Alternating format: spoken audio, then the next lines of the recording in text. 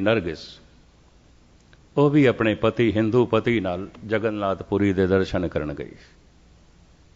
ਦੋਹਾਂ ਨੂੰ ਰੋਕ ਦਿੱਤਾ ਪੁਜਾਰੀਆਂ ਨੇ। ਫਿਰ ਸ਼ੰਕਰਾਚਾਰੀਆ ਨੇ ਫੈਸਲਾ ਕੀਤਾ ਪਤੀ ਜਾ ਸਕਦਾ ਹੈ, ਪਤਨੀ ਨਹੀਂ ਜਾ ਸਕਦੀ। ਮੁਸਲਮਾਨ ਹੈ, ਮੁਸਲਮਾਨ ਹੈ। ਕਹਿੰਦੇ ਨੇ ਥੋੜੀ ਕ੍ਰੋਧਤ ਵੀ ਹੋ ਗਈ ਸੀ ਇਹ ਫਿਲਮ ਸਟਾਰ। ਅਬ ਸ਼ਬਦ ਵੀ ਬੋਲ ਕੇ ਆਈ। ब्राह्मण कहने लगे तू जो कुछ कहना है कह, अंदर नहीं जा सकती, वापस जाओ। दर्शन नहीं करने देते, अंदर नहीं जाने देते। ये देश देश घटनावां घटियां ने। शंकराचार्य दे बनाए ये मठ कहते 4 महीने ये मंडन मिश्र दी पत्नी कोलों मोहलत मंगदा है। जिस सूत्र का तू विशा मेरे सामने रखिया यदि मैं स्टडी करके आवांगा। जे 4 महीने का मोहलत देवें, तू एक विद्वान की पत्नी इतनी फराग दिल है तां ते ठीक है, नहीं तो मैं हार मन लेना, हार मन लेना। ईमानदार पुरुष सी, समाधिलीन पुरुष सी, बड़ा महान ज्ञानी पुरुष सी। हार मन लेंदा मैं तेरे अगों। तो जे तू 4 महीने की मैनू मोहलत दे सकती है तो तेनू अपने ज्ञान के उत्ते इतना मान है, तो 4 महीने बाद फिर इस सूत्र नू तू मेरे सामने रखें, फिर आपां विचार वटांदरा करांगे। मंडन मिश्र की पत्नी दया के घर दे च आ गई। एक चोटी दे विद्वान नू, एक चोटी दे संत नू हथ जोड़ के बेनती करदियां देख कहने लगे ठीक है, 4 महीने बाद विचार करांगे। मंडन मिश्र जी नहीं हारे। कहते ने 15 दिनों बाद बनारस का राजा चलाना कर गया। उस राजे की लाश मुर्दा शरीर दे शंकराचार्य ने अपना सूक्ष्म शरीर पा दिता। ये भारत दीयां कथावां। बनारस दे राजे दे तन दे इस सूत्र का बोध उसने हासिल किया भी मैं अपनी देही ये देही इस विच गलतान नहीं करने। कोई ढंग लभना सी, सूक्ष्म शरीर कढ़े, लेकिन सूक्ष्म शरीर की तो सारी खेड है। सूक्ष्म शरीर ही तो मैला होंदा है, इहदी मैल ते पानी नाल असीं धो देने आ, उहदी नहीं धुलदी। और वह मैला होंदा है सीमा तो वधे हुए हंकार नाल, सीमा तो वधे हुए लोभ नाल, सीमा तो वधे हुए काम नाल, सीमा तो वधे हुए मोह नाल, भयंकर क्रोध नाल वो शरीर मैला होंदा है जो पानी नाल नहीं धुलदा। पानी पहुँचता ही नहीं क्योंकि वो शरीर निराकार है, उहदा आकार नहीं है। क्योंकि निराकार है तो निरंकार दे सूक्ष्म शरीर ही लीन हो सकता है। ये नहीं है तो भस्म हो जाता है, इत्थे ही खाक हो जाता है, इत्थे ही राख हो जाता है। अगली यात्रा ते साडा सूक्ष्म शरीर जाता है। कहते ने 4 महीने बाद इस तरह की हालत शंकराचार्य ने सिर्फ 1 महीना रखी उस शरीर दे। सारे लोगों को महसूस होया ये राजा इहदा व्यवहार ही बदलिया होया। बनारस का राजा ये राजपाठ दे गोरी भुल गया और राजनीति चलांदा ही नहीं सी। शंकराचार्य राजनीतिक है ही नहीं सन। लोगों को शक ते सी, घर वालियां शक ते सी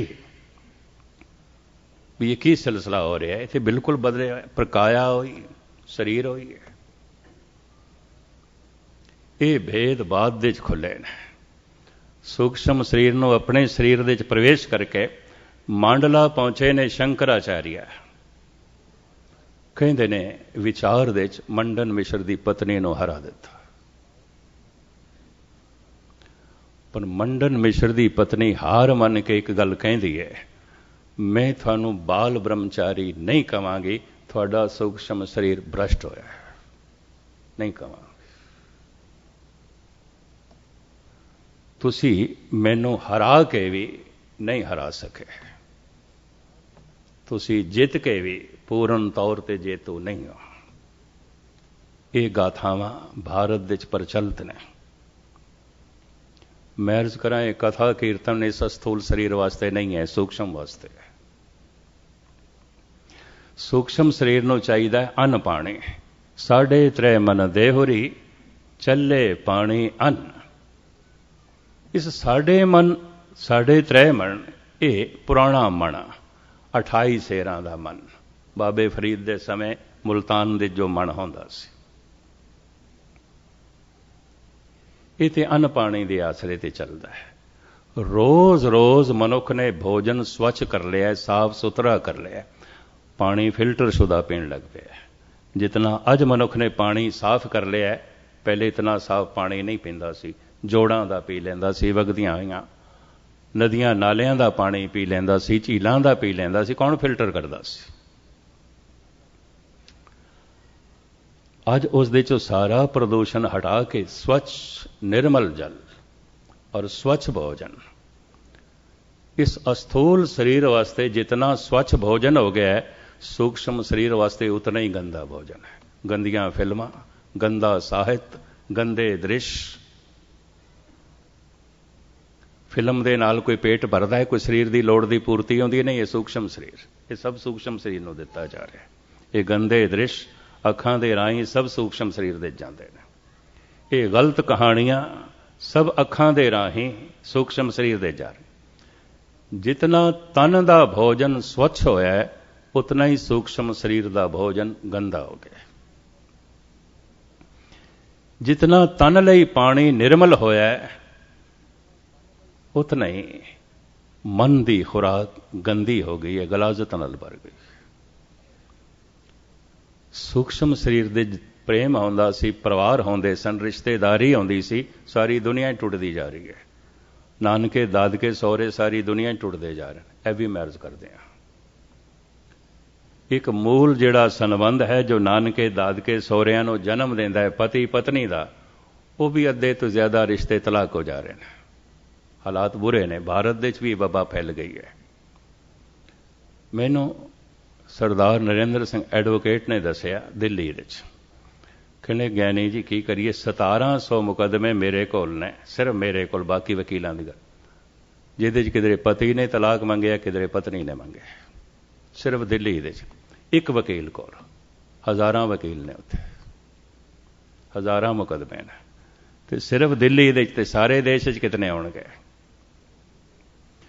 ਡਾਕਟਰ ਮਨਜੀਤ ਸਿੰਘ ਨੇ ਮੈਨੂੰ ਉੱਥੇ ਬੈਕਰਸਫੀਲਡ ਦੇ 'ਚ ਦੱਸਿਆ, ਗਿਆਨੀ ਜੀ ਇੱਥੇ ਤੇ 83% ਕੈਲੀਫੋਰਨੀਆ 'ਚ ਸ਼ਾਦੀਆਂ ਤਲਾਕ ਹੋ ਜਾਂਦੀਆਂ, ਰਿਸ਼ਤੇ ਟੁੱਟ ਜਾਂਦੇ।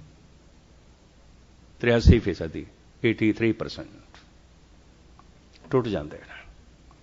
ਨਾਨਕੇ ਦਾਦਕਿਆਂ ਦੀ ਸੌਰ ਜੋ ਹੈ, ਸਹੁਰਿਆਂ ਦੀ ਕੌਣ ਚਿੰਤਾ ਕਰੇ? ਮੂਲ ਰਿਸ਼ਤਾ ਜੋ ਨਾਨਕੇ ਦਾਦਕਿਆਂ ਸਹੁਰਿਆਂ ਨੂੰ ਜਨਮ ਦਿੰਦਾ ਸੀ, ਉਹਦੇ 'ਚ ਹੀ ਦਰਾੜਾਂ ਪੈ ਗਈਆਂ ਨੇ। ਪਤੀ ਪਤਨੀ ਦਾ ਰਿਸ਼ਤਾ ਪਹਿਲੇ ਕਦੀ ਜਦ ਦੋ ਬੰਦੇ ਮਿਲਦੇ ਹੁੰਦੇ ਸਨ, ਕਿਧਰੇ ਵੀ ਬੱਚਿਆਂ ਦੀ ਪੁੱਜਦੇ ਸਨ, ਚਾਚਿਆਂ ਦੀ ਪੁੱਜਦੇ ਸਨ, ਤਾਇਆਂ ਦੀ ਪੁੱਜਦੇ ਸਨ। ਹੁਣ ਇਹ ਗੱਲ ਸਾਰੀ ਖਤਮ ਹੋ ਗਈ। ਪਰਿਵਾਰ ਤੇ ਟੁੱਟਦੇ ਜਾ ਰਹੇ ਨੇ, ਟੁੱਟ ਗਏ। ਰਿਸ਼ਤੇਦਾਰੀਆਂ ਤੇ ਭੰਗ ਹੋ ਗਈਆਂ, ਨਹੀਂ ਰਹੀਆਂ। सूक्ष्म ढांचा जद मिलनसारी का जज्बा रखता सी, अंदर बहुत कुछ रखता सी। हुण मैं अर्ज करा, जो मैं खादा है, जो मैं पीता है, वही मेरा तन है। मैं जो बनया, तुसी जो बने, गुस्ताखी माँ बाप ने जो खादा, माँ बाप ने जो पीता, उस तो बने। माँ की रकत पिता बिंदारा, बिंद ते जिन पिंड किया, अगन कुंड रहाया, दसमा समा था उधर राखिया, बहुर लागी माया। शरीर सानू जिहड़ा पहले रूप च मिलिया है, ये साडा खाता पीता नहीं है, माँ बाप का खाता पीता है। माँ ने जो खादा खून बनया, पिता ने जो खादा बिंद बनया, रकत बिंद कर निमिया, अगन उधर मजार। उस बिंद तो, उस लहू तो एक मनुखी बच्चे का जन्म होया, एक ढांचे का जन्म होया। फिर ये ढांचा अन्न पानी के आसरे ते वधदा गया। जो मैं खादा ਉਹੀ ਮਾਸ ਬਣਦਾ ਗਿਆ, ਉਹੀ ਚਰਬੀ ਬਣਦਾ ਗਿਆ। ਜੋ ਮੈਂ ਪੀਤਾ ਹੈ, ਜੋ ਮੈਂ ਖਾਦਾ ਹੈ, ਉਹਦੇ ਨਾਲ ਹੀ ਸਰੀਰ ਦਾ ਵਿਕਾਸ ਹੁੰਦਾ ਗਿਆ। ਇੰਜ ਕਹਿ ਲਓ, ਸਰੀਰ ਕੀ ਹੈ? ਰੋਟੀਆਂ ਦਾ ਢੇਰ, ਹੋਰ ਕੀ ਹੈ? ਪਾਣੀ ਦਾ ਢੇਰ। ਇਸ ਤੋਂ ਇਲਾਵਾ ਹੋਰ ਕੀ ਹੈ? 3.5 ਮਣ ਦੇਵਰੀ ਚੱਲੇ ਪਾਣੀ ਅੰਨ, ਆਇਓ ਬੰਦਾ ਦੁਨੇ ਵਿੱਚ ਵਤ ਅਸੋਣੀ ਬਨ। ਇਹ ਭੋਜਨ ਹੈ। ਸੂਖਸ਼ਮ ਸਰੀਰ ਭੋਜਨ ਦੇ ਆਸਰੇ ਤੇ ਨਹੀਂ ਜੀਵੇਗਾ, ਕਤਈ ਨਹੀਂ ਜੀਵੇਗਾ। ਇਹ ਗੱਲ ਵੱਖਰੀ ਹੈ ਕਿ ਸੂਖਸ਼ਮ ਸਰੀਰ ਤਨ ਦੀ ਸੰਗਤ ਕਰ ਕਰਕੇ ਸਰੀਰ ਦੀਆਂ ਲੋੜਾਂ ਨੂੰ ਲੋਭ ਬਣਾ ਲੈਂਦਾ ਹੈ। ਜੈਸੇ ਮਨੁੱਖ ਨੂੰ ਭੁੱਖ ਲੱਗੀ ਹੈ ਤੇ ਖਾ ਰਿਹਾ ਹੈ ਭੋਜਨ, ਭੁੱਖ ਮਿਟ ਗਈ। ਸੂਖਸ਼ਮ ਸਰੀਰ ਕਹਿੰਦਾ ਰਸ ਤੇ ਹੈ, ਔਰ ਛਕ ਔਰ ਛਕ। तो भोजन लोभ बन गया, धन भी लोभ बन जाता है, रूप भी लोभ बन जाता है। फिर लोभ दियां अनंत दिशावां ने, प्रभता दा लोभ, धन संपदा दा लोभ, रूप रंग दा लोभ। फिर लोभ संग्रह करना चाहता है। सतवें संज किया घरवास, अठवें क्रोध हुआ तन नाश, संग्रह करना चाहता है। लोभ कहता है नहीं, सिर में वरतना थोड़ी है, संग्रह करना है, पहाड़ लाने ने। तो हंकार कहता है प्रभता ऐसी चाहिए है, मैं सारी दुनिया का राजा होवां। जैसे सिकंदर कहता सी सारी दुनिया का राजा, एक ही पिंड दे चौधरी या किसी महल्ले गली दे चौधरी या घर दे चौधरी या किसी देश दे चौधरी नहीं, सारी दुनिया दे चौधरी। सिकंदर दी सोचनी ये सी, पोरस दी सोचनी ये सी, और बड़े बड़े राजे महाराजियां दी सोचनी ये सी, सारी दुनिया दे लीडर, सारी दुनिया दे चौधरी। सीमा किधरे है? बनती नहीं हंकार दी। धन की सीमा नहीं बनती, रूप की सीमा भी नहीं बनती।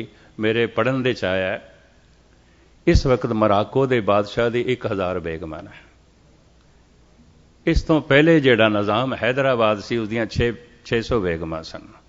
एक पंजाब के महाराजे दियां 400 राणियां सन। फिर संग्रह करना, लोभ लोभ, किधरे धन का लोभ, किधरे प्रभता का लोभ, किधरे रूप रंग का लोभ। लोभ दे फिर कई रूप बनते हैं, हंकार, लोभ और वासना। इस दे नाल सूक्ष्म ढांचा मनुख का अपवित्र हो जाता है, भ्रष्ट हो जाता है। एक दिन ये तन ते नाश हो जाता है, क्योंकि बुढ़ा होंदा वो बुढ़ा होंदा नहीं। इस चक्कर च ना पैना। तन की मौत मन की मौत नहीं है। तन बुढ़ा हो गया है, मन बुढ़ा नहीं होता। इस चक्कर च ना पैना। अगर तन की मौत ही मन की मौत है, सत्संग करने की लोड़ ही नहीं, जप तप करने की लोड़ ही नहीं है। तन नूं प्रकृति का नियम एक दिन खत्म कर देगा, बुढ़ा कर देगा, कमज़ोर कर देगा, खत्म कर देगा। तो तन मूल रूप दे ते आखिर भोजन तो बनया, तो भोजन मूल रूप दे बनया मिट्टी तो। साड़ियाँ सारियां लोड़ां मिट्टी पूरी करती है। इस मिट्टी दे परमात्मा ने जो कुछ पा दिता एक ही दफा पाया, जो कुछ पाया सो एका वार। अनंत काल तो मनुख ये सोना कढ़ लिया, लोहा कढ़ रहा है, पत्थर कढ़ रहा है, तांबा कढ़ रहा है, जस्त तरह तरह की मैदनियात कढ़ रहा है, अन्न कढ़ रहा है, धन कढ़ रहा है। धरती ये नहीं अगले हूँ बस कर छड्ड होना। जो कुछ पाया सो एका वार। उस भंडारी ने ऐसा भंडारा पाया मुकण दे च नहीं आ रहा। मनुख ही मुक जाते हैं, भंडारा नहीं मुकता। धरती उस तरह भरी पई है। कोई इंडिया दे टाटा कंपनी 110 साल तो लोहा कढ़ रही है एक पहाड़ दे चों। ते पता है पिछले दिनी जो रिपोर्ट आई, वो कहते ने असी 100वां हिस्सा भी नहीं कढ़ सके। इन्ना है, इन्ना पिया 110 साल दे। जबकि इतना लोहा उत्थे बनता है, सारी दुनिया च भेजते हैं, कहते हैं 100वां हिस्सा भी नहीं कढ़ सके। इतना पिया, इतना पिया। सारी दुनिया च कितना पिया, कितना तांबा पिया, कितना मार्बल पिया, कितना लोहा पिया, कितना जस्त पिया, और तरह तरह दियां धातुआं पईयां ने, कितना सोना पिया, मुकिया नहीं है। यह भी मैं अर्ज करा, कितने हीरे पे ने, कितने मोती पे ने सागर दे। जो कुछ पाया सो एका वार, मुके नहीं ने। मनुख मुक जाते हैं, ਖੋਦਣ ਵਾਲੇ ਮੁੱਕ ਜਾਂਦੇ ਨੇ, ਪ੍ਰਾਪਤ ਕਰਨ ਵਾਲੇ ਮੁੱਕ ਜਾਂਦੇ ਨੇ, ਭੰਡਾਰਾ ਨਹੀਂ ਮੁੱਕਦਾ, ਉਹ ਨਹੀਂ ਮੁੱਕਦਾ। ਤਾਂ ਮੈਂ ਅਰਜ਼ ਕਰਾਂ, ਤਨ ਦੀ ਮੌਤ ਮਨ ਦੀ ਮੌਤ ਨਹੀਂ ਹੈ। ਮਨ ਨਵੀਂ ਯਾਤਰਾ ਤੇ ਚੱਲ ਪੈਂਦਾ ਹੈ। ਤਨ ਖਾਕ ਦੇ ਚ ਲੀਨ ਹੋਵੇ, ਇਹ ਪ੍ਰਕਿਰਤੀ ਦਾ ਨਹੀਂ ਹੈ। ਮੈਂ ਬਣਿਆ ਜੋ ਖਾਕ ਚੋਂ ਹੈ। ਮਿੱਟੀ ਤੋਂ ਭੋਜਨ ਬਣਦਾ ਹੈ, ਭੋਜਨ ਤੋਂ ਰਕਤ ਬਿੰਦ ਬਣਦਾ ਹੈ, ਰਕਤ ਬਿੰਦ ਤੋਂ ਮਨੁੱਖੀ ਢਾਂਚਾ ਬਣਦਾ ਹੈ। ਫਿਰ ਕੁਦਰਤ ਜਿੱਥੋਂ ਤਨ ਦੀ ਉਤਪਤੀ ਹੈ ਉਸੇ ਚ ਲੀਨ ਕਰ ਦਿੰਦੀ ਹੈ, ਪ੍ਰਕਿਰਤੀ ਕਰਦੀ ਹੈ। ਇਹ ਪ੍ਰਮਾਤਮਾ ਹੀ ਕਰਦਾ ਹੈ ਸਭ ਨੂੰ। ਮਰੇ ਹੋਏ ਪਸ਼ੂ ਵੀ ਮਿੱਟੀ ਹੋ ਜਾਂਦੇ ਨੇ, ਖਾਕ ਹੋ ਜਾਂਦੇ ਨੇ ਜੰਗਲਾਂ ਦੇ ਵਿੱਚ। ਮਨੁੱਖ ਨੂੰ ਜਲਾਓ ਨਾ, ਦਫਨ ਨਾ ਕਰੋ, ਆਖਰ ਪਿਆ ਪਿਆ ਮਿੱਟੀ ਹੋ ਜਾਏਗਾ, ਔਰ ਕੀ ਹੈ, ਖਾਕ ਹੋ ਜਾਏਗਾ। ਮਿੱਟੀ ਤੋਂ ਬਣਿਆ ਸਰੀਰ ਪ੍ਰਕਿਰਤੀ ਆਖਰ ਇਸ ਨੂੰ ਮਿੱਟੀ ਕਰ ਦਿੰਦੀ ਹੈ। ਪਰ ਜੋਤ ਸਰੂਪ ਹੈ, ਮਨ ਤੋਂ ਜੋਤ ਸਰੂਪ ਹੈ, ਉਹ ਮਿੱਟੀ ਦਾ ਪੁਤਲਾ ਨਹੀਂ ਹੈ, ਉਹ ਮਿੱਟੀ ਤੋਂ ਬਣਿਆ ਵੀ ਨਹੀਂ ਹੈ। ਮਨ ਤੋਂ ਜੋਤ ਸਰੂਪ ਹੈ, ਆਪਣਾ ਮੋਲ ਪਛਾਣ। ਇਹ ਜੋਤ ਜਿਤਨੇ ਚਿਰ ਤੱਕ ਪਰਮ ਜੋਤ ਦੇ ਚ ਲੀਨ ਨਹੀਂ ਆਉਂਦੀ, ਮੁੜ ਮੁੜ ਕੇ ਤਨ ਮਿਲਦਾ ਰਹੇਗਾ, ਮਰਦਾ ਰਹੇਗਾ, ਜੰਮਦਾ ਰਹੇਗਾ। ਇਹ ਚੋਲਾ ਉਸ ਨੂੰ ਮਿਲਦਾ ਰਹੇਗਾ, ਇਹ ਜੰਮਦਾ ਰਹੇਗਾ, ਮਰਦਾ ਰਹੇਗਾ। ਇਸੇ ਨੂੰ ਭਾਈ ਗੁਰਦਾਸ ਕਹਿੰਦੇ ਨੇ, ਜੁਗ ਜੁਗ ਮੇਰ ਸਰੀਰ ਕਾ ਵਾਸ਼ਨਾ ਬੱਧਾ ਆਵੇ ਜਾ। ਕਈ ਯੁਗਾਂ ਤੋਂ ਇਹ ਜਿਹੜਾ ਮੇਰਾ ਤਨ ਹੈ, ਕਈ ਯੁਗਾਂ ਤੋਂ ਚੱਲ ਰਿਹਾ, ਬਾਰ-ਬਾਰ ਇਹ ਮਿਟ ਜਾਂਦਾ, ਹੋਰ ਤਨ, ਇਹ ਮਿਟ ਜਾਂਦਾ, ਹੋਰ ਤਨ। ਵਾਸ਼ਨਾ ਸੂਖਸ਼ਮ ਸਰੀਰ ਨੂੰ ਫਿਰ ਤਨ ਦੇ ਚ ਪਾ ਦਿੰਦੀ ਹੈ। ਹੁਣ ਮੈਂ ਫਿਰ ਦੁਹਰਾਵਾਂ, ਆਪ ਸਾਰੇ ਸਿਆਣੇ ਬੈਠੇ ਹੋ, ਤਨ ਦੀ ਮੌਤ ਵਾਸ਼ਨਾ ਦੀ ਮੌਤ ਨਹੀਂ ਹੈ। ਤਨ ਬਿਰਧ ਹੋ ਗਿਆ, ਵਾਸ਼ਨਾ ਬੁੱਢੀ ਨਹੀਂ ਆਉਂਦੀ, ਕਤਈ ਨਹੀਂ ਆਉਂਦੀ। ਤਨ ਰੋਗੀ ਵੀ ਹੋ ਸਕਦਾ, ਵਾਸ਼ਨਾ ਰੋਗੀ ਨਹੀਂ ਆਉਂਦੀ। ਵਾਸ਼ਨਾ ਹੈ ਹੀ ਰੋਗ, ਉਸ ਨੂੰ ਹੋਰ ਕੀ ਰੋਗੀ ਬਣਾਉਣਾ ਹੈ। ਉਹ ਸੂਖਸ਼ਮ ਸਰੀਰ ਦੇ ਚ ਰਹਿੰਦੀ ਹੈ, ਵਿਚਾਰਾਂ ਦੇ ਚ ਰਹਿੰਦੀ ਹੈ, ਸੋਚਣੀ ਦੇ ਚ ਰਹਿੰਦੀ ਹੈ, ਯਾਦਾਂ ਦੇ ਚ ਰਹਿੰਦੀ ਹੈ। ਸੂਖਸ਼ਮ ਸਰੀਰ ਇੱਕ ਹਵਾ ਦੀ ਤਰ੍ਹਾਂ ਹੈ, ਨਿਰਾਕਾਰ ਹੈ, ਔਰ ਪੂਰੇ ਸਰੀਰ ਦੇ ਅੰਦਰ ਹੈ। ਅਸਥੂਲ ਤੇ ਸੂਖਸ਼ਮ ਦਾ ਸੰਬੰਧ ਜੋੜ ਕੇ ਰੱਖਿਆ ਹੋਇਆ ਹੈ ਪਵਨ ਨੇ। ਇਸ ਵਾਸਤੇ ਪਵਨ ਨੂੰ ਥੰਬਾ ਕਿਹਾ, ਜਲ ਕੀ ਭੀਤ ਪਵਨ ਕਾ ਥੰਬਾ, ਰਕਤ ਬੂੰਦ ਕਾ ਗਾ। ਇਹਨੂੰ ਗੁਰੂ ਵੀ ਕਿਹਾ, ਗੁਰੂ ਵਿਚੋਲਾ ਹੁੰਦਾ ਦੋਹਾਂ ਨੂੰ ਜੋੜਨ ਦੇ ਚ। ਸਿੱਖ ਤੇ ਸਿੱਖ ਨੂੰ ਪਰਮਾਤਮਾ ਨਾਲ ਜੋੜਨਾ ਹੈ, ਗੁਰੂ ਵਿਚੋਲਾ ਹੈ। ਤਨ ਨੂੰ ਮਨ ਨਾਲ ਜੋੜ ਕੇ ਰੱਖਣਾ ਹੈ, ਮਨ ਨੂੰ ਤਨ ਨਾਲ ਜੋੜ ਕੇ ਰੱਖਣਾ ਹੈ, ਪਵਨ ਵਿਚੋਲਾ ਹੈ। ਪਵਨ ਵਿਚੋਲਾ ਕਰਤ ਇਕੇਲਾ, ਮਹਾਰਾਜ ਇੰਝ ਲਿਖਦੇ ਨੇ। ਤੇ ਪਵਨ ਵਿਚੋਲਾ ਹੈ, ਪਵਨ ਗੁਰੂ ਹੈ, ਦੋਹਾਂ ਨੂੰ ਜੋੜ ਕੇ ਰੱਖਿਆ ਹੋਇਆ ਹੈ। ਜਿਸ ਦਿਨ ਪਵਨ ਦਾ ਇਹ ਧਾਗਾ ਟੁੱਟਦਾ ਹੈ, ਜਿਸ ਦਿਨ ਪਵਨ ਦੀ ਇਹ ਡੋਰੀ ਟੁੱਟਦੀ ਹੈ, ਦੋਹਾਂ ਦੇ ਸੰਬੰਧ ਟੁੱਟ ਜਾਂਦੇ ਨੇ। ਤਨ ਤੇ ਸਹਿਜੇ ਸਹਿਜੇ ਖਾਕ ਹੋ ਜਾਂਦਾ ਹੈ, ਰਾਖ ਹੋ ਜਾਂਦਾ ਹੈ। ਸੂਖਸ਼ਮ ਸਰੀਰ ਆਪਣੀ ਯਾਤਰਾ ਤੇ ਚੱਲ ਪੈਂਦਾ ਹੈ। ਕਿਸ ਤਰ੍ਹਾਂ ਦੀ ਯਾਤਰਾ ਤੇ ਚਲਾ ਜਾਂਦਾ ਹੈ, ਕਿੱਥੇ ਚਲਾ ਜਾਂਦਾ ਹੈ? ਸਾਈ ਵਸਤ ਪ੍ਰਾਪਤ ਹੋਈ, ਜਿਸ ਸਿਉ ਲਾਇਆ ਹੇਤ, ਕਹੁ ਨਾਨਕ ਪ੍ਰਾਣੀ ਚੌਥੇ ਪੈਰੇ ਲਾਵੀ ਲੁਣਿਆ। ਜਿਹੜੀ ਪ੍ਰਬਲ ਵਾਸ਼ਨਾ ਸੀ, ਜਿਸ ਤਰ੍ਹਾਂ ਦੀ ਵਾਸ਼ਨਾ ਮਨੁੱਖ ਨੇ, ਅਨੰਤ ਨੇ, ਜਿਹੜੀ ਪ੍ਰਬਲ ਵਾਸ਼ਨਾ ਸੀ, ਉਸ ਵਾਸ਼ਨਾ ਨੇ ਉਸੇ ਢੰਗ ਦਾ ਉਸ ਨੂੰ ਸਰੀਰ ਪ੍ਰਾਪਤ ਕਰਾ ਦਿੱਤਾ ਹੈ। ਉਸ ਢੰਗ ਦਾ ਮਾਹੌਲ, ਕੁਟੁੰਬ, ਮਾਂ ਬਾਪ, ਉਸ ਢੰਗ ਦਾ ਮਹਿਫਿਲ। ਇਹ ਖੁਲਾਸਾ ਮੈਂ ਤੁਹਾਡੇ ਸਾਹਮਣੇ ਕੱਲ ਰੱਖਣ ਦੀ ਨਿਵਾਣੀ ਕੋਸ਼ਿਸ਼ ਕਰਾਂਗਾ। ਕਹਿੰਦੇ ਨੇ ਤਨ ਰੋਜ਼ ਰੋਜ਼ ਬੁੱਢਾ ਹੋਵੇ, ਮਨ ਰੋਜ਼ ਰੋਜ਼ ਪਰਮਾਤਮਾ ਦੇ ਚ ਲੀਨ ਹੋਣ ਦੀ ਕੋਸ਼ਿਸ਼ ਕਰੇ, ਕਿਉਂਕਿ ਮਨ ਮਿੱਟੀ ਚ ਲੀਨ ਨਹੀਂ ਹੋ ਸਕਦਾ। ਸੂਖਸ਼ਮ ਸਰੀਰ ਮਿੱਟੀ ਚ ਮਿੱਟੀ ਨਹੀਂ ਹੋਏਗਾ। ਸੂਖਸ਼ਮ ਸਰੀਰ ਨੂੰ ਜਲਾ ਵੀ ਨਹੀਂ ਸਕਦੇ, ਸੂਖਸ਼ਮ ਸਰੀਰ ਨੂੰ ਦਫਨ ਵੀ ਨਹੀਂ ਕਰ ਸਕਦੇ। ਉਹ ਤੇ ਯਾਤਰਾ ਤੇ ਚੱਲ ਪਏਗਾ। ਔਰ ਹੋਰ ਵੀ ਮੈਂ ਅਰਜ਼ ਕਰਾਂ, ਜੇ 6 ਕਰੋੜ ਦੇ ਕਰੀਬ ਅਸਥੂਲ ਸਰੀਰ ਇਸ ਵਕਤ ਜ਼ਮੀਨ ਤੇ ਮੌਜੂਦ ਨੇ, ਤਾਂ ਇਤਨੇ ਸਮਝ ਲੈਣਾ ਇਸ ਜ਼ਮੀਨ ਦੇ ਉੱਤੇ ਇਤਨੇ ਸੂਖਸ਼ਮ ਢਾਂਚੇ ਵੀ ਭਟਕ ਰਹੇ ਹੋਣੇ ਨੇ।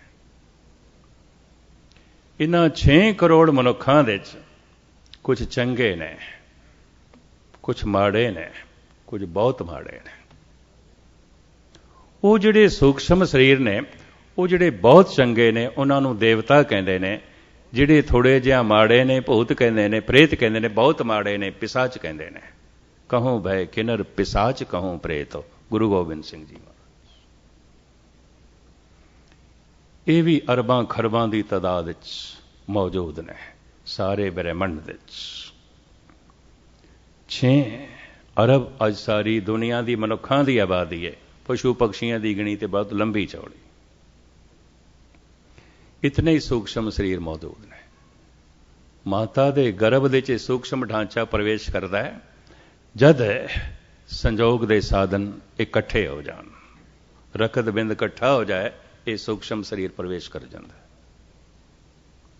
ਇਸੇ ਦਾ ਹੀ ਨਾਂ ਜੀਵ ਆਤਮਾ ਰੱਖਿਆ ਗਿਆ। ਇਹਦੇ ਕੋਲ ਕੀ ਹੁੰਦਾ ਹੈ? ਇਹਦੇ ਕੋਲ ਜਨਮਾਂ ਜਨਮਾਂਤਰਾਂ ਦੇ ਸੰਸਕਾਰ ਹੁੰਦੇ ਨੇ, ਨਾਲ ਲਈ ਫਿਰਦਾ ਹੈ। ਇਹ ਸਰੀਰ ਲਈ ਫਿਰਦਾ ਹੈ ਕਿ ਜੋ ਅੱਜ ਤੱਕ ਖਾਦਾ ਹੈ, ਜੋ ਅੱਜ ਤੱਕ ਪੀਤਾ ਹੈ, ਉਹ ਲਈ ਫਿਰਦਾ ਹੈ। ਔਰ ਕੀ ਹੈ? ਮਾਸ ਕੀ ਹੈ? ਖਾਦੀ ਹੋਈ ਰੋਟੀ। ਚਰਬੀ ਕੀ ਹੈ? ਖਾਦੀ ਹੋਈ ਰੋਟੀ। ਇਹ ਹੱਡੀਆਂ ਦਾ ਢਾਂਚਾ ਕੀ ਹੈ? ਇਹ ਸਾਰੇ ਦਾ ਸਾਰਾ ਸਰੀਰ ਕੀ ਹੈ? ਅੱਜ ਤੱਕ ਖਾਦਾ ਹੋਇਆ ਭੋਜਨ।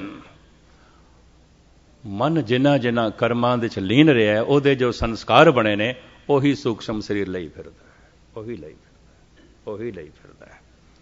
ਔਰ ਕਿਸ ਤਰ੍ਹਾਂ ਲਈ ਫਿਰਦਾ ਹੈ? ਸੰਸਕਾਰ ਕਿਸ ਤਰ੍ਹਾਂ ਭਟਕਾਉਂਦੇ ਨੇ ਔਰ ਕਿਸ ਕਿਸ ਪਾਸੇ ਲੈ ਜਾਂਦੇ ਨੇ? ਗੁਰਬਾਣੀ ਅਨੁਸਾਰ ਇਹ ਬਾਕੀ ਵਿਚਾਰਾਂ ਮੈਂ ਕੱਲ ਤੁਹਾਡੇ ਸਾਹਮਣੇ ਰੱਖਣ ਦੀ ਨਿਮਾਣੀ ਕੋਸ਼ਿਸ਼ ਕਰਾਂਗਾ। ਤੁਹਾਨੂੰ ਲੇਟ ਨਾ ਕਰੀ, ਕਿਉਂਕਿ 9:15 ਵਜੇ ਤੱਕ ਦਾਸ ਨੇ ਹਾਜ਼ਰੀ ਭਰਨੀ ਹੁੰਦੀ ਹੈ। ਸਾਰਿਆਂ ਦਾ ਧੰਨਵਾਦ। ਬੋਲ ਚੁੱਕ ਦੀ ਸ਼ਮਾ। ਮੈਂ ਇੱਕ ਦਫਾ ਫਿਰ ਅਰਜ਼ ਕਰਾਂ, ਇਹ ਕਥਾ ਤੇ ਕੀਰਤਨ ਸੂਖਸ਼ਮ ਸਰੀਰ ਲਈ ਹੈ, ਪਰ ਸੂਖਸ਼ਮ ਸਰੀਰ ਦੇ ਵਿੱਚ ਪ੍ਰਵੇਸ਼ ਕਰੇ ਸਾਧਨਾ ਕੀ ਹੈ? ਮਨ ਇਕਾਗਰ ਹੋਵੇ। ਪ੍ਰਭ ਕੀ ਉਸਤਤ ਕਰੋ ਸੰਤ ਮੀਤ, ਸਾਵਧਾਨ ਇਕਾਗਰ ਚੇਤ। ਇਕਾਗਰਤਾ ਹੋਵੇਗੀ, ਕੀਰਤਨ ਅੰਦਰ ਪ੍ਰਵੇਸ਼ ਕਰੇਗਾ, ਨਹੀਂ ਕਰੇਗਾ। ਇਕਾਗਰਤਾ ਹੋਵੇਗੀ, ਗੁਰਬਾਣੀ ਅੰਦਰ ਪ੍ਰਵੇਸ਼ ਕਰੇਗੀ, ਵਰਨਾ ਨਹੀਂ ਕਰੇਗੀ। ਵਾਹਿਗੁਰੂ ਵਾਹਿਗੁਰੂ ਜਪ ਰਹੇ ਹੋ, ਸਾਵਧਾਨੀ ਹੋਵੇਗੀ, ਇਕਾਗਰਤਾ ਹੋਵੇਗੀ, ਅੰਦਰ ਪ੍ਰਵੇਸ਼ ਕਰੇਗਾ, ਵਰਨਾ ਨਹੀਂ ਕਰੇਗਾ। ਪਰ ਇਕਾਗਰਤਾ ਹੁੰਦੀ ਨਹੀਂ ਤਾਂ ਗੁਰਬਾਣੀ ਬਾਹਰ ਹੀ ਰਹਿ ਜਾਂਦੀ ਹੈ, ਵਾਹਿਗੁਰੂ ਮੰਤਰ ਬਾਹਰ ਹੀ ਰਹਿ ਜਾਂਦਾ ਹੈ। ਬਾਕੀ ਸਾਰਾ ਜਿਹੜਾ ਅਨਰਥ ਹੈ ਉਹਦੇ 'ਚ ਮਨ ਹੁੰਦਾ ਹੈ, ਉਹ ਸਾਰਾ ਮਨ ਦੇ 'ਚ ਚਲਾ ਜਾਂਦਾ ਹੈ। ਇੰਜ ਕਹਿ ਲਓ, ਤਨ ਦਾ ਪਾਣੀ ਰੋਜ਼ ਰੋਜ਼ ਨਿਰਮਲ ਹੁੰਦਾ ਜਾ ਰਿਹਾ ਹੈ। ਮਨ ਦੀ ਗਿਜ਼ਾ, ਮਨ ਦਾ ਭੋਜਨ ਰੋਜ਼ ਰੋਜ਼ ਮੈਲਾ ਹੁੰਦਾ ਜਾ ਰਿਹਾ। ਤਨ ਦਾ ਭੋਜਨ ਰੋਜ਼ ਰੋਜ਼ ਸਵੱਛ ਹੁੰਦਾ ਜਾ ਰਿਹਾ ਹੈ। ਮਨ ਦਾ ਭੋਜਨ ਰੋਜ਼ ਰੋਜ਼ ਗੰਦਾ ਹੋ ਜਾ ਰਿਹਾ ਹੈ। ਗੰਦਾ ਭੋਜਨ ਕੀ ਅੰਜਾਮ ਬਰਪਾ ਕਰਦਾ ਹੈ? ਬਾਕੀ ਵਿਚਾਰਾਂ ਕੱਲ। ਸਾਰਿਆਂ ਦਾ ਧੰਨਵਾਦ। ਭੁੱਲ ਚੁੱਕ ਦੀ ਸ਼ਮਾ। ਵਾਹਿਗੁਰੂ ਜੀ ਕਾ ਖਾਲਸਾ, ਵਾਹਿਗੁਰੂ ਜੀ ਕੀ ਫਤਿਹ। ਕਿਉਂ? ਬੁਰੇ ਕਰਮ ਦੇ 'ਚ ਇਕਾਗਰਤਾ ਹੈ। ਬੁਰੇ ਕਰਮ ਦੇ 'ਚ ਮਨੁੱਖ ਸਾਵਧਾਨੀ ਵਰਤਦਾ ਹੈ।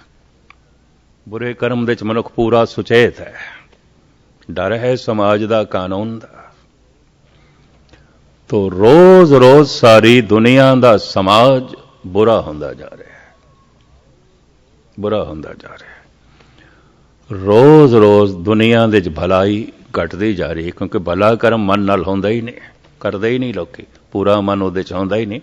ਇੱਕ ਥੋੜੀ, ਹਰ ਸ਼ਹਿਰ ਦੇ ਹਰ ਮਨੁੱਖ ਨੇ ਕਿਹਾ ਮੈਨੂੰ, ਕੀ ਕਰੀਏ ਗਿਆਨੀ ਜੀ? ਬਾਣੀ ਤੇ ਪੜ੍ਹਦਿਆਂ ਮਨ ਤੇ ਜੁੜਦਾ ਹੀ ਨਹੀਂ। ਵਾਹਿਗੁਰੂ ਵਾਹਿਗੁਰੂ ਜਪਦਿਆਂ ਮਨ ਤੇ ਜੁੜਦਾ ਹੀ ਨਹੀਂ, ਮਨ ਤੇ ਹੁੰਦਾ ਹੀ ਨਹੀਂ। ਗੁਰਦੁਆਰੇ ਬੈਠੇ ਹੁੰਦੇ ਆ, ਨਿਮਕ ਮਾਏ 4 ਕੁੰਠ, ਫਿਰ ਆਵੇ, ਮਨ ਤੇ ਇੰਝ ਹੁੰਦਾ ਹੈ। ਸੰਧਿਆ ਦਾ ਵਕਤ ਸੀ, ਸੁਲਤਾਨਪੁਰ ਦੀ ਗੱਲ ਹੈ। ਤੇ ਸੁਲਤਾਨਪੁਰ ਦਾ ਨਵਾਬ ਘੋੜੇ ਤੇ ਅਸਵਾਰ ਲੰਘਿਆ। ਕੀ ਦੇਖਦਾ? ਵਹੀ ਨਦੀ ਦੇ ਕੰਢੇ ਤੇ ਧੰਨ ਗੁਰੂ ਨਾਨਕ ਦੇਵ ਜੀ ਮਹਾਰਾਜ ਬੈਠੇ ਨੇ।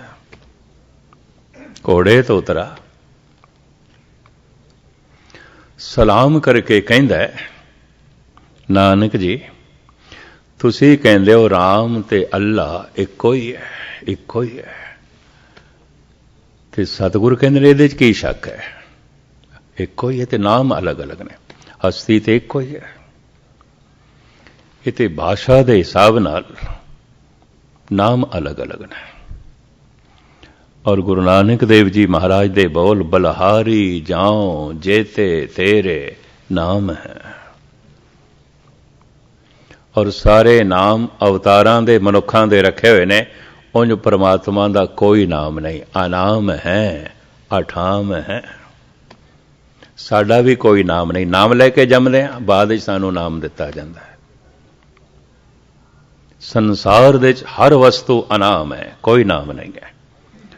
ਨਾਮ ਸਿਰਫ ਮਨੁੱਖੀ ਦੁਨੀਆ, ਮਨੁੱਖਾਂ ਨੂੰ ਪਤਾ ਇਸ ਦਰਖਤ ਦਾ ਕੀ ਨਾਮ ਹੈ, ਫੁੱਲ ਦਾ ਕੀ ਨਾਮ ਹੈ, ਇਹ ਫਲ ਦਾ ਕੀ ਨਾਮ ਹੈ, ਸਾਗ ਸਬਜ਼ੀ ਦਾ ਕੀ ਨਾਮ ਹੈ, ਇਹ ਦਵਾਈ ਦਾ ਕੀ ਨਾਮ ਹੈ, ਇਸ ਬਿਮਾਰੀ ਦਾ ਕੀ ਨਾਮ ਹੈ। ਔਰ ਸਾਰੇ ਨਾਂ ਮਨੁੱਖ ਨੇ ਰੱਖੇ ਨੇ। ਕੋਈ ਬਿਮਾਰੀਆਂ ਨੇ ਆਪਣੇ ਨਾਮ ਨਹੀਂ ਰੱਖੇ, ਕੋਈ ਦਵਾਈਆਂ ਨੇ ਆਪਣੇ ਨਾਮ ਨਹੀਂ ਰੱਖੇ, ਮਨੁੱਖ ਨੇ ਰੱਖੇ ਨੇ। ਸ਼ਹਿਰਾਂ ਦੇ ਨਾਮ, ਸੜਕਾਂ ਦੇ ਨਾਮ, ਗਲੀਆਂ ਦੇ ਨਾਮ, ਮੁਲਕਾਂ ਦੇ ਨਾਮ,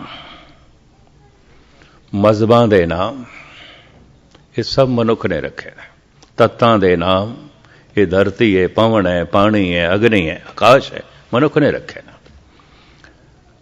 ਕਹਿੰਦੇ ਨੇ ਵਿਚਾਰਕ, ਅਗਰ ਮਨੁੱਖ ਨਾ ਹੁੰਦਾ ਕਿਸੇ ਵਸਤੂ ਦਾ ਨਾਮ ਨਹੀਂ ਆਉਣਾ ਸੀ। ਵਸਤੂ ਤੇ ਹੋਣੀ ਸੀ, ਨਾਮ ਨਹੀਂ ਆਉਣਾ ਸੀ। ਤਾਂ ਫਿਰ ਗਿਆਨ ਵੀ ਨਹੀਂ ਆਉਣਾ ਸੀ। ਕਿਉਂ? ਕਿਸੇ ਵੀ ਚੀਜ਼ ਦਾ ਗਿਆਨ ਦੇਣਾ ਹੋਵੇ ਪਹਿਲੇ ਨਾਮ ਅੱਗੇ ਕਰਨਾ ਪਏਗਾ।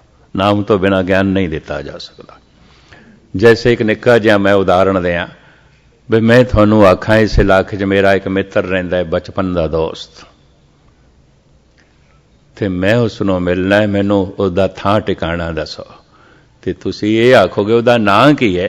ਮੈਂ ਕਿਹਾ ਨਾਂ ਤੇ ਮੈਨੂੰ ਆਉਂਦਾ ਹੀ ਨਹੀਂ, ਮੈਂ ਕੀ ਕਰਾਂ, ਮੈਂ ਨਾਮ ਮੈਨੂੰ ਨਹੀਂ ਆਉਂਦਾ। ਤਾਂ ਕੀ ਦੱਸੋਗੇ ਮੈਨੂੰ? ਜੇਤਾ ਕੀਤਾ ਤੇਤਾ ਨਾਉ, ਵਿਣ ਨਾਵੇਂ ਨਾਹੀ ਕੋ ਥਾਉ। ਜਿਤਨੀ ਵੀ ਕ੍ਰਿਤ ਪ੍ਰਭੂ ਦੀ ਹੈ, ਮਨੁੱਖ ਨੇ ਸਭ ਨੂੰ ਨਾਮ ਦਿੱਤਾ ਹੈ। नाम तो बिना कुछ भी चीज नहीं। अगर कोई चीज नाम तो बिना है तो फिर मनुख को अजे उसका ज्ञान भी नहीं है। ये भी मैं अर्ज करते हैं। ज्ञान ते नाम दोवें सम्मिलित ने। सतगुरु कहने लगे, नवाब साहब हस्ती ते इको है, राम अल्लाह। ये की शक है? ये दो नहीं ने। जो राम है वही अल्लाह है और जो अल्लाह है वही राम है। नवाब कहता है, नानक जी ईशा दी नमाज दी बांग दिती जा चुकी है। सूरज जद गरूब हो जाता है, रात आरंभ हो जाती है, उस समय जो मुसलमान नमाज पढ़ते हैं उन्होंने कहते हैं ईशा दी नमाज। अमृत वेले जिहड़ी पढ़ते हैं फजर दी नमाज। ईशा दी नमाज दा समा हो गया। आओ जे अल्लाह ते राम एक होया, चलो कट के कट्ठे चलिए नमाज पढ़िए। सतगुरु खड़े हो गए, चलो नवाब साहब चलिए। बिल्कुल नवाब नूं ये उम्मीद नहीं सी कि गुरु नानक इस तरह ही खड़े हो जाणगे, मेरे नाल चल पैणगे। अंदरों ते नवाब भी हैरान होया। बेबे नानकी तक खबरां जा पहुंचियां, बेबे जी नानक जी नमाज पढ़न जा रहे हैं, लगदा मुसलमान होने लगे। सुल्तानपुर दे खबरां पहुंच गई। नवाब ले गया अपनी निजी मस्जिद विच, उहदी अपनी बनाई हुई महलां दे विच। उहदे च कुछ एहलकार ते नवाब आप ते इमाम जिन्हें नमाज पढ़ानी है। अंदाजन 10-12 मनुख कतार च खड़े ने। अगों इमाम है जिसने वारी वारी रुकात पढ़नी है, मतलब नमाज शुरू करानी है। उसी कतार च गुरु नानक देव जी खड़े हो गए। इमाम ने नमाज शुरू की थी बिस्मिल्लाह उल रहमान उल रहीम। तो सारिया ने सजदा किया पर गुरु नानक खड़े रहे, नहीं सजदा किया। सजदा करदिया होया नवाब ने थोड़ा जिहा अख खोल के वेख लिया भी गुरु नानक ते खड़े ने। तो नमाज दे बार बार झुकना पैंदा ते सजदा करना पैंदा। झुकना पैंदा गोडियां दे बाहर, कुछ रुकातां दे गोडे दे बाहर झुकना पैंदा, कुछ रुकातां दे सजदा करना पैंदा। नवाब बार बार सजदा कर रहा है, गुरु नानक नहीं कर रहे। नवाब बार बार झुक रहा है, गुरु नानक नहीं झुक रहे, उस तरह ही खड़े रहे। आखिर नमाज की समाप्ति हुई। हस के नवाब कहता गल्लां ही गल्लां ने, राम ते अल्लाह एको ही है, अल्लाह है ओही राम है, राम है ओही अल्लाह है। तुसी वायदा कीता सी साडे नाल नमाज पढ़ोगे, तुसी नहीं पढ़ी, नहीं पढ़ी। सतगुर कहते हैं असी अपने वायदे दे कायम आ, तेरे नाल नमाज पढ़नी, ये वायदा कीता सी तेरे नाल नमाज पढ़नी है, पर मैं तेरे नाल घोड़े नहीं खरीदने, तू ते काबल दे घोड़े खरीद रहा सी, मैनू नहीं घोड़े चाहिए, मैं नहीं काबल दे जाके घोड़े खरीदने। तू दस नमाज पढ़ रहा सी कि घोड़े खरीद रहा सी? दो आदमी भेजे सन नवाब ने काबल, तो शायद आपनों पता होवे कोई 2000 साल तो काबल घोड़ियां की मंडी चले आ रहा है। 1000 साल का तो इतिहास मौजूद है, लेकिन इतिहासकार कहते हैं बहुत पुरानी मंडी है। अफगानी लोगों का बहुत बड़ा शौक है घोड़ा सवारी। तो काबल दे भादरों का पूरा महीना घोड़ियां की मंडी लगती है। इराकी घोड़े, ईरानी घोड़े, तुर्कमेनिस्तान के घोड़े, उज़बेकिस्तान के घोड़े और अफगानिस्तान के घोड़े सारे उत्थे इकट्ठे होंदे ने। व्यापारी लियाते ने, खरीदते ने, बेचते ने। धन गुरु हरगोबिंद साहब जी महाराज नूं भी जब घोड़ियां की लोड़ पई 500 मोहरां दे के भाई गुरदास जी नूं काबल भेजिया सी। वधिया घोड़े खरीद के लिया इराकी। भाई गुरदास भी काबल ही गए सन घोड़ियां नूं खरीदण वास्ते। बड़े प्राचीन काल तो अफगानिस्तान घोड़ियां की मंडी रहा और हुण भी है। सतगुरु कहन लगे असी वायदा कीता सी तेरे नाल नमाज पढ़नी है, तेरे नाल काबल दे जाके घोड़े नहीं खरीदने। तो दस नमाज पढ़ रहा सी कि घोड़े खरीद रहा सी? बड़ा शर्मसार होया नवाब, कहंदा है आ ते अंदर दी जान गए। लोकी मंदिर मस्जिद गुरुद्वारियां दे पूजा पाठ धार्मिक साधना दे बस अपने अपने घोड़े ही खरीदते हैं। कौन नमाज पढ़ता है, कौन जप करता है, कौन बंदगी करता है? सब अपने अपने घोड़े खरीदते हैं। तो जब घोड़े ही खरीदन जाना है मंदिर मस्जिद गुरुद्वारे तो गुस्ताखी माफ धार्मिक स्थान व्यापार का केंद्र बन जाता है।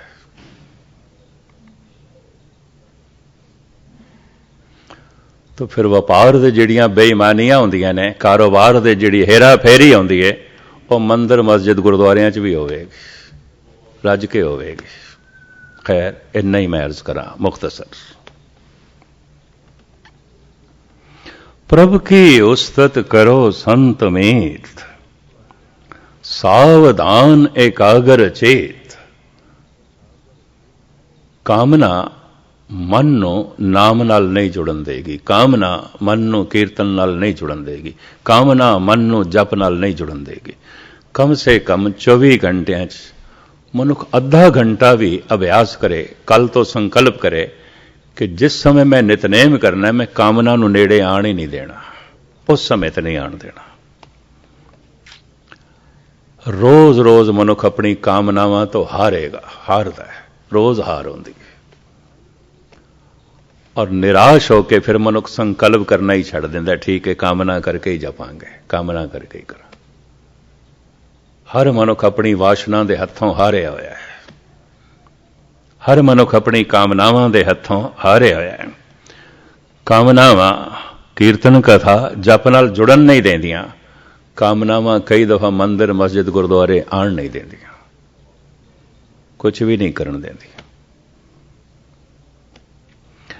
कामनावां मंदिर मस्जिद आण तो रोक देणगियां ते जे बंदा आ गया, थोड़ा जिहा संकल्प उसका प्रबल है, आ गया तो कामना कहेगी आपां भी तेरे नाल ही बैठना, किथे जाना है, जा गुरुद्वारे, मैं तेनों बाजार ही ले जावांगी। कामना फिर मन नूं लई फिरदी है। काहूं फल की इच्छा नहीं बाछे, केवल भगत कीर्तन संग राछे। समाज रोज रोज सारी दुनिया का बुरा होंदा जा रहा है। क्यों? हर बुरे कर्म दे मन पूरा होंदा है। हर बुरे कर्म ਦੀ ਸਾਵਧਾਨੀ ਹੁੰਦੀ ਹੈ, हर बुरे कर्म ਵਿੱਚ ਇਕਾਗਰਤਾ ਹੁੰਦੀ ਹੈ।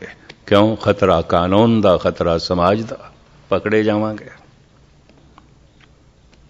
तो ਉਹਦੇ ਸੰਸਕਾਰ ਬਣ ਜਾਂਦੇ ਨੇ। हर बुरा कर्म ਮਨ ਦਾ ਹਿੱਸਾ ਬਣ ਜਾਂਦਾ ਹੈ। ਮਨ ਜਿਸ ਕਰਮ ਵਿੱਚ ਹੋਵੇ ਉਹੀ ਕਰਮ ਮਨ ਵਿੱਚ ਲਿਖਿਆ ਜਾਂਦਾ, ਦੂਜਾ ਨਹੀਂ। ਜਿਹੜਾ ਭੋਜਨ ਮੈਂ ਖਾ ਲਿਆ, ਮੇਰੇ ਕੰਠ ਤੋਂ ਥੱਲੇ ਗਿਆ, ਮੈਂ ਪ੍ਰਵਾਨਦੇ ਹਾਂ, ਉਹੀ ਮੇਰੇ ਤਨ ਦਾ ਹਿੱਸਾ ਬਣਦਾ, ਦੂਜਾ ਨਹੀਂ। ਥਾਲੀ 'ਚ ਪਿਆ ਮੇਰੇ ਸਾਹਮਣੇ, ਸਾਰਾ ਦਿਨ ਪਿਆ ਰਵੇ, ਇਹ ਮੇਰੇ ਸਰੀਰ ਦਾ ਹਿੱਸਾ ਨਹੀਂ ਬਣੇਗਾ। ਇਹ ਭੋਜਨ ਕੁਝ ਮਾਤਰਾ ਵਿੱਚ ਮੇਰੇ ਸਰੀਰ ਦਾ ਹਿੱਸਾ ਉਦੋਂ ਬਣੇਗਾ ਜਦ ਮੈਂ ਖਾ ਲਵਾਂ, ਤੇ ਇਹਦੀ ਜਿਹੜੀ ਮਾਤਰਾ ਸਰੀਰ ਦੇ 'ਚ ਰਹਿ ਜਾਏਗੀ ਉਹੀ ਖੂਨ ਹੈ, ਉਹੀ ਮਾਸ ਹੈ, ਉਹੀ ਹੱਡੀਆਂ ਨੇ, ਉਹੀ ਚਰਬੀ ਹੈ। ਜਿਸ ਕਰਮ ਦੇ 'ਚ ਮੇਰਾ ਮਨ ਹੈ ਉਹੀ ਕਰਮ ਮੇਰੇ ਮਨ ਦੇ 'ਚ ਲਿਖਿਆ ਜਾਏਗਾ, ਉਹਨੂੰ ਸੰਸਕਾਰ ਕਹਿੰਦੇ ਨੇ।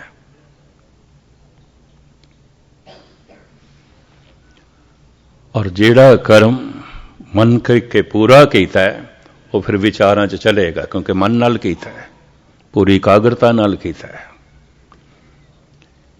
ਇਹ ਜਿਹੜੇ ਵਿਚਾਰ ਨੇ ਇਹਨੂੰ ਹੀ ਕਹਿੰਦੇ ਨੇ ਮੱਥੇ ਦੇ ਲੇਖ। ਧੰਨ ਗੁਰੂ ਨਾਨਕ ਦੇਵ ਜੀ ਮਹਾਰਾਜ ਦੇ ਬੜੇ ਕੀਮਤੀ ਬੋਲ, ਕਾਇਆ ਕਾਗਦ ਮਨ ਪਰਵਾਣਾ, ਸਿਰ ਕੇ ਲੇਖ ਨਾ ਪੜੇ ਇਆਣਾ। ਬੜੀਆਂ ਬੜੀਆਂ ਕਿਤਾਬਾਂ ਪੜ੍ਹ ਲੈਂਦਾ, ਬੜੀਆਂ ਬੜੀਆਂ ਪੋਥੀਆਂ ਪੜ੍ਹ ਲੈਂਦੀਆਂ, ਬੜੀ ਵਿਦਿਆ ਹਾਸਲ ਕੀਤੀ ਹੈ, ਬੜੀਆਂ ਬੜੀਆਂ ਡਿਗਰੀਆਂ ਨੇ, ਇਹਦੇ ਕੋਲ ਬੜੇ ਬੜੇ ਪ੍ਰਮਾਣ ਪੱਤਰ ਨੇ, ਪਰ ਸਾਹਿਬ ਕਹਿੰਦੇ ਨੇ ਮੂੜ ਦਾ ਮੂਰ ਹੈ, ਸਿਰ ਦੇ ਲੇਖ ਤੇ ਪੜ੍ਹ ਹੀ ਨਹੀਂ ਸਕਦਾ। ਬਥੇਰੀਆਂ ਕਿਤਾਬਾਂ ਪੜ੍ਹ ਲੈਂਦਾ, ਸਿਰ ਦੇ ਲੇਖ ਪੜ੍ਹਨੇ ਨਹੀਂ ਆਉਂਦੇ ਨੂੰ।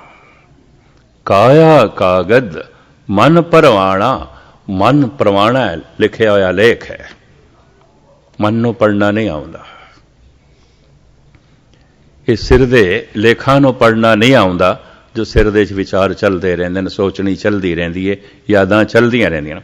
ਅਗਰ ਯਾਦਾਂ ਬੁਰੀਆਂ ਚੱਲਦੀਆਂ ਪਈਆਂ ਨੇ, ਲੇਖ ਬੁਰੇ ਲਿਖੇ, ਵਿਚਾਰ ਗਲਤ ਚੱਲ ਰਹੇ ਨੇ, ਲੇਖ ਗਲਤ ਲਿਖੇ ਗਏ ਨੇ। ਸੋਚਣੀ ਗਲਤ ਚੱਲ ਰਹੀ ਹੈ, ਲੇਖ ਗਲਤ ਲਿਖੇ ਗਏ ਨੇ। ਮਹਾਰਾਜ ਕਹਿੰਦੇ ਕੋਈ ਪੜ੍ਹਦਾ ਹੀ ਨਹੀਂ, ਚੱਲਦੇ ਪਏ ਨੇ, ਲਿਖੇ ਜਾ ਰਹੇ ਨੇ ਔਰ ਅੰਦਰ ਚੱਲਦੇ ਪਏ ਨੇ। ਖਾਧਾ ਹੋਇਆ ਭੋਜਨ ਅੰਦਰ ਖੂਨ ਦੇ ਰਾਹੀਂ ਚੱਲਦਾ ਹੈ, ਮਨ ਦੇ ਤਲ ਤੇ ਕੀਤਾ ਹੋਇਆ ਪੂਰਾ ਕਰਮ ਵਿਚਾਰਾਂ ਦੇ ਚੱਲਦਾ ਰਹਿੰਦਾ ਹੈ, ਚੱਲਦਾ ਰਹਿੰਦਾ ਹੈ। ਕਾਇਆ ਕਾਗਦ ਮਨ ਪਰਵਾਣਾ, ਸਿਰ ਕੇ ਲੇਖ ਨਾ ਪੜੇ ਇਆਣਾ। ਧਾਰਮਿਕ ਵਿਦਵਾਨ ਅਨੁਭਵੀ ਪੁਰਸ਼ ਕਹਿ ਰਹੇ ਨੇ, ਸਾਰੀ ਦੁਨੀਆ ਦਾ ਸਮਾਜਿਕ ਢਾਂਚਾ ਰੋਜ਼-ਰੋਜ਼ ਬੁਰਾ ਹੁੰਦਾ ਜਾ ਰਿਹਾ ਹੈ। ਹਰ ਰੋਜ਼ ਔਸਤਨ ਬੁਰਾਈ ਵੱਧਦੀ ਜਾ ਰਹੀ ਹੈ ਸਾਰੇ ਸੰਸਾਰ ਦੇ ਵਿੱਚ, ਔਰ ਹਰ ਰੋਜ਼ ਔਸਤਨ ਭਲਾਈ ਘਟਦੀ ਜਾ ਰਹੀ ਹੈ ਸਾਰੇ ਸੰਸਾਰ ਦੇ ਵਿੱਚ। ਕਿਉਂ? ਹਰ ਬੁਰੇ ਕਰਮ ਦੇ ਵਿੱਚ ਮਨ ਦੀ ਇਕਾਗਰਤਾ ਹੈ, ਹਰ ਬੁਰੇ ਕਰਮ ਦੇ ਵਿੱਚ ਮਨੁੱਖ ਸਾਵਧਾਨ ਹੈ, ਬੇਈਮਾਨੀ ਦੇ ਵਿੱਚ ਬੜਾ ਸਾਵਧਾਨ ਹੈ। ਅਗਰ ਸਾਵਧਾਨ ਨਹੀਂ ਤਾਂ ਇਹਦੀ ਬੇਈਮਾਨੀ ਪਕੜੀ ਜਾਏਗੀ। ਹਰ ਗਲਤ ਕਰਮ ਦੇ ਵਿੱਚ ਇਹ ਪੂਰਾ ਸਾਵਧਾਨ ਹੈ, ਇਕਾਗਰ ਹੈ। ਅਗਰ ਇਕਾਗਰ ਨਹੀਂ, ਸਾਵਧਾਨ ਨਹੀਂ ਹੈ ਤਾਂ ਪਕੜਿਆ ਜਾਏਗਾ, ਦੂਜੇ ਦੀ ਪਕੜ ਦੇ 'ਚ ਆ ਜਾਏਗਾ। ਹਰ ਬੁਰੇ ਕਰਮ ਨੂੰ ਸਮਾਜ ਤੇ ਕਾਨੂੰਨ ਦੀ ਨਿਗਾਹ ਤੋਂ ਬਚਾ ਕੇ ਕਰਨਾ ਪੈਂਦਾ ਹੈ। ਸ਼ੁਭ ਕਰਮ ਦੇ ਉੱਤੇ ਕੋਈ ਪਰਦਾ ਪਾਉਣ ਦੀ ਲੋੜ ਨਹੀਂ, ਇਹ ਵੀ ਮੈਂ ਅਰਜ਼ ਕਰਦੇ ਹਾਂ। ਜਿਵੇਂ ਫੁੱਲਾਂ ਨੂੰ ਢੱਕਣ ਦੀ ਲੋੜ ਨਹੀਂ, ਗੰਦਗੀ ਨੂੰ ਢੱਕਣਾ ਪੈਂਦਾ ਹੈ। ਗੰਦਗੀ ਨੂੰ ਖੁੱਲਾ ਨਹੀਂ ਰੱਖਣਾ ਪੈਂਦਾ, ਢੱਕਣਾ ਪੈਂਦਾ ਹੈ। ਲੇਕਿਨ ਫੁੱਲਾਂ ਨੂੰ ਢੱਕਣ ਦੀ ਲੋੜ ਹੈ, ਕਿਸੇ ਵੀ ਸ਼ੁਭ ਕਰਮ ਨੂੰ ਛੁਪਾਉਣ ਦੀ ਲੋੜ ਹੀ ਨਹੀਂ ਹੈ, ਲੋੜ ਹੀ ਨਹੀਂ ਹੈ। ਸ਼ੁਭ ਕਰਮ ਤੇ ਫੁੱਲਾਂ ਦੀ ਤਰ੍ਹਾਂ ਨੇ, ਉਹਨਾਂ ਦੀ ਤੇ ਮਹਿਕ ਹੈ, ਸੁੰਦਰ ਨੇ, ਬੜਾ ਸੁਹੱਪਣ ਹੈ। ਠੀਕ ਹੈ, ਜ਼ਮੀਨ ਦੇ ਉੱਤੇ ਭਾਵੇਂ ਫੁੱਲ ਵੱਧਦੇ ਜਾ ਰਹੇ ਹੋਣ, ਮਨੁੱਖ ਦੀ ਜੀਵਨ ਦੀ ਧਰਤੀ ਦੇ ਤੇ ਕੰਡੇ ਹੀ ਕੰਡੇ ਵੱਧਦੇ ਜਾ ਰਹੇ ਹਨ, ਫੁੱਲ ਕੋਈ ਨਹੀਂ। ਇਹ ਵੀ ਮੈਂ ਅਰਜ਼ ਕਰਦੇ ਹਾਂ, ਹਕੀਕਤ ਹੈ, ਬਹੁਤ ਵੱਡੀ ਸਚਾਈ ਹੈ। ਸਮਾਜ ਸਾਰੀ ਦੁਨੀਆ ਦਾ ਅਨੁਭਵੀ ਪੁਰਸ਼ ਕਹਿੰਦੇ ਨੇ, औसतन बुरा होंदा जा रहा है।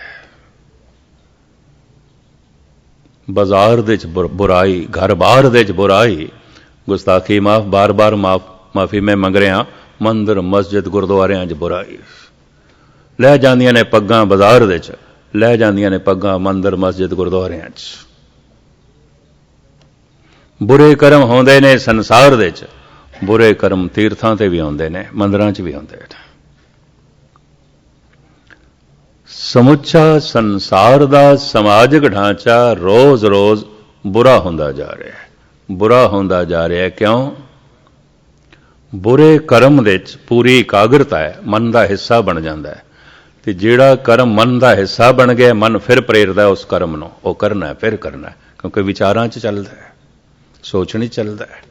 खादा होया भोजन जिवें खून दे चलदा है, मन दे तल ते कीता होया कर्म जिहदे च एकाग्रता है, सावधानी है, वो मन दे बार बार चलदा है, याद दे चलदा है, विचारां च चलदा है, और फिर उस तो मनुख प्रेरित होके फिर वही करदा है। एक भुल एक दफा नहीं करदा, फिर बार बार करदा है। भुलावड़े भुली भुल भुल पछोताणी। थोड़ा जिहा ठीक है सत्संगी होवे, कदी कदी गहरा जांदा होवे तो पश्चाताप करेगा, ऐ की हो जाता है, मैं तो ये क्यों हो जाता है, हुण मैं नहीं करांगा, फिर करदा है। क्यों? जद बुरा कर्म करदा उहदे च पूरी एकाग्रता है, जद बाणी पढ़दा उहदे च एकाग्रता है ही नहीं, जद वाहिगुरू वाहिगुरू जपदा है उहदे च एकाग्रता है ही नहीं। तो वह शुभ कर्म, वह गुरबाणी मन का हिस्सा ही नहीं बनती। कहते मैं अज 2 सुखमनी साहब के पाठ किए ने, पर गुरबाणी तो यह कहती है, सुखमनी साहब तो यह कहती है, किनका एक जिस जी बसावे ताकि महिमा गनी ना आवे। कीते होणगे तू 2 पाठ, अंदर ते तेरे किणका मात्र भी कोई नहीं। जिन्ने चिर तक मन की पूरी एकाग्रता ना होवे, सावधानी ना होवे, वो कर्म मन का हिस्सा नहीं बनता, नहीं बनता। जब सारी दुनिया दे बड़े बड़े सत्संगी इस तरह का प्रश्न करते हैं, ज्ञानी जी की करिए, सावधानी एकाग्रता ये तो बनती ही नहीं। मैं कहा बुरे कर्म की सावधानी इतनी वरत चुके हैं, गलत कर्म सावधानी इतनी वरत चुके हैं, बड़े प्रबल संस्कार बन गए, बड़े प्रबल संस्कार बन गए। तो जिवें बहुत वड्डा शिप जहाज फूकिया नाल नहीं चलेगा, कहते हैं छोटे साधना दे नाल वड्डे कर्म नहीं आउंदे। कोई वड्डा काम करना है, उहदे लई साधन वड्डा जुटाना पेगा। कवि रहीम कहते ने नगारा मड़ना है तो 100 चूहियां की खल नाल भी नहीं मड़िया जा सकता, उठदी खल चाहिए। कवि रहीम छोटे साधना नाल वड्डा काम नहीं हो सकता। इहदे उत्ते उन्होंने तशबीह दी है बई 100 चूहियां की चमड़ी इकट्ठी करो तां भी नगारा नहीं मड़िया जाएगा, एक उठ काफी है, नगारा मड़िया जाएगा। अक्सर नगारे उठदी खल नाल मड़े जाते हैं। वड्डा कम वड्डे साधना नाल होवेगा। एक 5 मिनट वाहिगुरू वाहिगुरू तू कर ले, जल्दी जल्दी घा जिवें कट्टी दा जपजी साहब पढ़ लिया, तो फिर जगह जगह कहता फिर की करिए, मन ते एकागर नहीं आता, मन ते एकागर नहीं आता। फूकियां दे नाल कदी जहाज चलते हैं, चूहियां दी खल नाल किधरे नगारे मड़े जाते हैं। जी अंदर बुराई पहाड़ वर्गी हो गई है, बड़ी प्रबल हो गई है, तो इतनी प्रबलता, इतना समा, इतनी मेहनत नाम जपण दी चाहिदी है, तां जाके किधरे खेड बनेगी। कबीर कहते की करिए, लोगन राम खिलौना जाना, बच्चियां दी खेड समझे। कोई जप दी लोड़ नहीं जी, कोई तप दी लोड़ नहीं, सिर्फ विचार करो। बारंग बार बार प्रभ जपीए। ये गुरु अर्जन देव जी तो भी ज्यादा सियाणे हो गए ने। बार बार जपो, बार बार जपो। 10 दफा वाहिगुरू आखो, चलो एक दफा थोड़ा जिहा मन एकाग्र होवेगा। जपी जाओ, मेहनत करी जाओ। जिस वक्त मन पूरा होया, सावधानी पूरी हुई, इक्को दफा दे वाहिगुरु ने भी अंदर क्रांति पैदा कर देनी, दुनिया बदल के रख देनी है। किनका एक जिस जी बसावे, तांखी महिमा गनी ना आवे। समाज सारे दा सारा, सारी दुनिया दा बुरा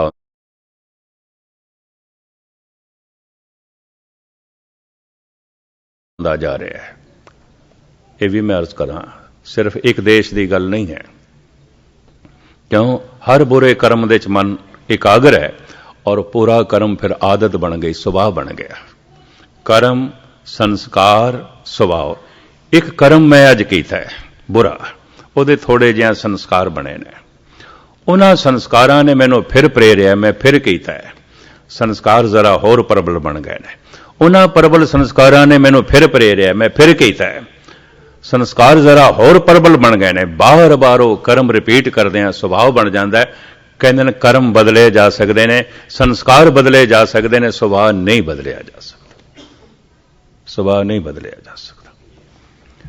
ਤੁਸੀਂ ਆਖੋਗੇ ਸੁਭਾਅ ਨਹੀਂ ਬਦਲਿਆ ਜਾ ਸਕਦਾ, ਇਹਦੇ ਤੇ ਇੱਕ ਦਲੀਲ ਦੇ ਕੇ ਮੈਂ ਸਮਾਪਤੀ ਕਰਦੇ ਹਾਂ, ਸਮਾਂ ਮੇਰਾ ਹੋ ਗਿਆ। ਰਾਤੀ ਹੋਵਨ ਕਾਲੀਆਂ ਸੁੱਪੇ ਦਾ ਸੇਵਨ, ਦੇਹੋ ਬੱਗਾ ਤੱਪੇ ਘਣਾ ਕਾਲਿਆਂ ਕਾਲੇਵਨ। ਚਿੱਟਾ ਸੂਰਜ ਚੜਿਆ, ਚਾਰੋਂ ਪਾਸੇ ਚਿਟਿਆਈ ਛਾ ਗਈ ਹੈ, ਪਰ ਮਹਾਰਾਜ ਕਹਿੰਦੇ ਕਾਲੀਆਂ ਚੀਜ਼ਾਂ ਤੇ ਕਾਲੀਆਂ ਹੀ ਨੇ, ਉਹ ਤੇ ਨਹੀਂ ਚਿੱਟੀਆਂ ਹੋ ਗਈਆਂ। ਮੱਸਿਆ ਦੀ ਰਾਤ, ਕਾਲੀ ਬੋਲੀ ਰਾਤ, ਚਾਰੋਂ ਪਾਸੇ ਕਾਲਕ ਹੀ ਕਾਲਕ ਛਾ ਗਈ ਹੈ, ਪਰ ਚਿੱਟੀਆਂ ਚੀਜ਼ਾਂ ਤੇ ਚਿੱਟੀਆਂ ਹੀ ਨੇ। ਇਸ ਕਾਲਕ ਦਾ ਉਹਨਾਂ ਦੇ ਉੱਤੇ ਕੋਈ ਅਸਰ ਨਹੀਂ। ਜਿਹਦਾ ਸੁਭਾਅ ਸੰਤ ਬਣ ਗਿਆ, ਕਰੋੜਾਂ ਦੁਸ਼ਟ ਉਹਨੂੰ ਮਿਲਣ, ਉਹ ਆਪਣਾ ਸੰਤਪਣਾ ਨਹੀਂ ਛੱਡੇਗਾ। ਸੰਤ ਨਾ ਛਾੜੇ ਸੰਤ ਹੀ, ਜੇ ਕੋਟਕ ਮਿਲੇ ਅਸੰਤ, ਮਲਿਆਗਰ ਭਯੰਗਮ ਬੇੜਿਓ ਤੋ